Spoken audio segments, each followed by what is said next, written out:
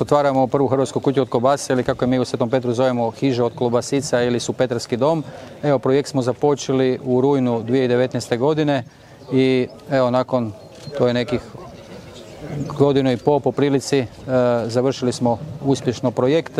Osim što će se koristiti za razne događaje, evente, manifestacije, svakako će biti značajan i kao Supetarski kulturni ili društveni dom kojeg će koristiti i mladi i djeca predškolskog odgoja i umirovljenici i sve udruge, znači opremljene najmodernijom multimedijalnom opremom.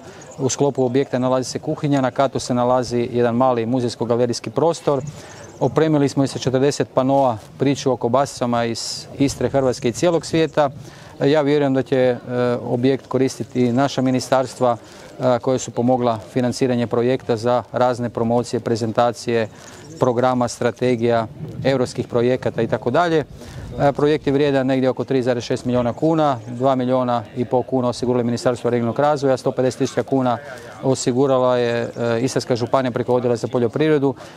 U samom opremanju muzejskog galerijskog prostora dobili smo i donacije određenih sponzora i prijatelja Svetog Petra u šumi, tako da evo sa današnjim danom mi u potpunosti predajemo prostor u funkciju svim našim ljudima, našoj županiji, našoj Hrvatskoj i vjerujemo da ćemo i u 6. mjesecu, ako epidemiološka situacija bude dobra, organizirati na ovom prostoru i proljetni sajam, makar u nekom manjem obliku, organizirat ćemo ocjenjivanja, organizirat ćemo gastro večeri, a tijekom ljeta očekujem da ćemo svaki tjedan imati ljetne večeri tradicionalnih proizvoda gdje bimo prezentirali proizvođače iz područja naše općine i susjednih općina. Ono što je važno istaknuti, zašto je objekt značajan, da na području male općine Sveti Petar koja ima samo 15 kvadratnih kilometara i 1065 stanovnika ima 6 registriranih pogona za preradu, što je jedinstven slučaj ne samo u Hrvatskoj, Europi, nego možda čak i u svijetu.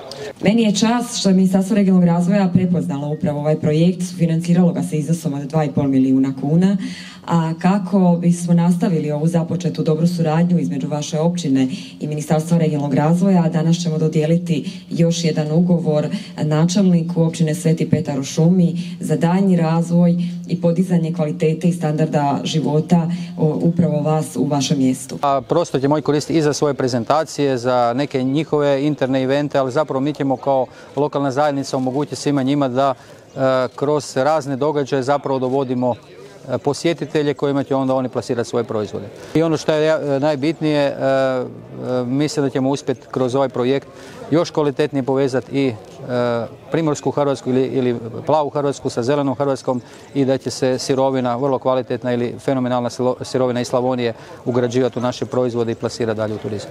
Prostor i naravno sve kobasice i jelo koje ćemo i degustirati, neka blagoslovi svemogući dobri Bog, Otac, Sin i Duh Sveti. U ime Gospodnje idite u miru i dobar tek svima.